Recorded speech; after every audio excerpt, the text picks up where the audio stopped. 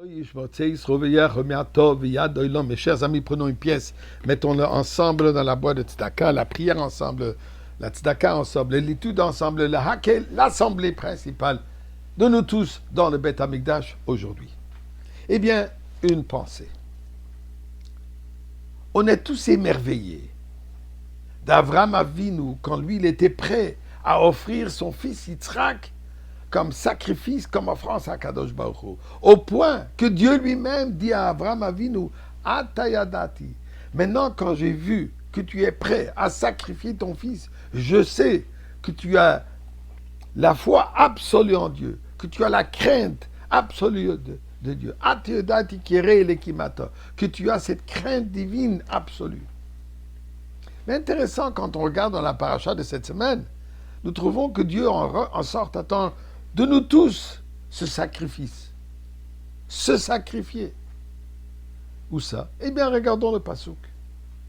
Dieu dit, Daber el bnei Israël, parle aux enfants d'Israël, au peuple juif. Vamart alehem, tu leur diras, Adam ki yakriv mikem korban lachem. Lorsqu'un homme d'entre vous apportera un sacrifice à Dieu, Mina behema, de l'animal, Mina bakar, d'une bête, de somme ou d'un troupeau. Takrivu et korbanchem, vous apporterez votre sacrifice. Eh bien, la Gemara attire l'attention sur la manière comment ce passouk il est rapporté, comment ce passouk se lit. Il dit Adam qui akriv mikem korban, qui se traduit lorsqu'un homme d'entre vous apportera un korban, un sacrifice. Mais alors il aurait dû être écrit différemment. Il aurait dû dire Adam mikem qui akriv korban, une personne de parmi vous qui va offrir ce korban, ce sacrifice. C'est pas ça ce qui a marqué. Il a marqué Adam, une personne qui akriv mikem korban, qui va amener le korban de parmi vous, de vous-même. Et effectivement, c'est ce que la Gemara dit, mikem ou bachem. Dieu dit, je veux que vous m'apportez un sacrifice de vous-même. Se sacrifier, c'est facile à donner un animal. C'est facile à offrir un animal. Mais il faut se sacrifier. Eh bien, c'est quoi ce sacrifice? Abraham, oui, lui, il a été appelé qui sacrifie son fils. Mais c'est quoi ce sacrifice que nous devons nous donner à Dieu? Eh bien, dit le pasuk, mina behema, de l'animal. La chassidoute nous enseigne que nous avons deux âmes. Nous avons l'âme divine et l'âme animale. L'âme animale est cette vitalité, cette énergie, cette vie de laquelle nous vivons physiquement. On appelle ça l'âme animale puisque cet aspect de cette vitalité, de cette énergie, qui est une énergie divine, mais elle passe plutôt par le sens d'animal. Qu'est-ce que ça veut dire le sens d'animal? Tel qu'un animal, sa préoccupation est de ce qui est sous elle, de manger, de dormir, de procréer. C'est ça ce que l'animal est intéressé. De la même manière, l'être humain a cet aspect en lui que tout ce qui l'intéresse, c'est être un bon vivant, la joie de vivre.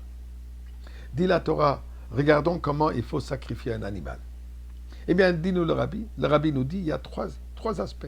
La première chose est, avant qu'on offre cet animal, il faut vérifier si l'animal est en bonne santé, si l'animal est parfait, n'a pas de tâche. Il faut vérifier notre âme animale. Est-ce qu'elle est parfaite? Est-ce qu'il n'y a pas des erreurs qui ont été commises? Est-ce qu'il n'y a pas un comportement inacceptable de laquelle l'animal a influencé et nous a amené à faire? Donc d'abord, il faut s'assurer que cette âme animale soit parfaite, qu'il n'y a pas de tâche, il n'y a pas de défaut. Ensuite, qu'est-ce qu'on fait de cet animal? Il faut l'égorger, la shrita. Et qu'est-ce qui se passe?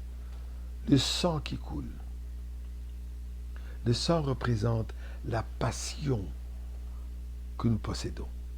Eh bien, la passion venant de l'âme animale, du côté animal, est une passion pas pour Torah et Mitzvot.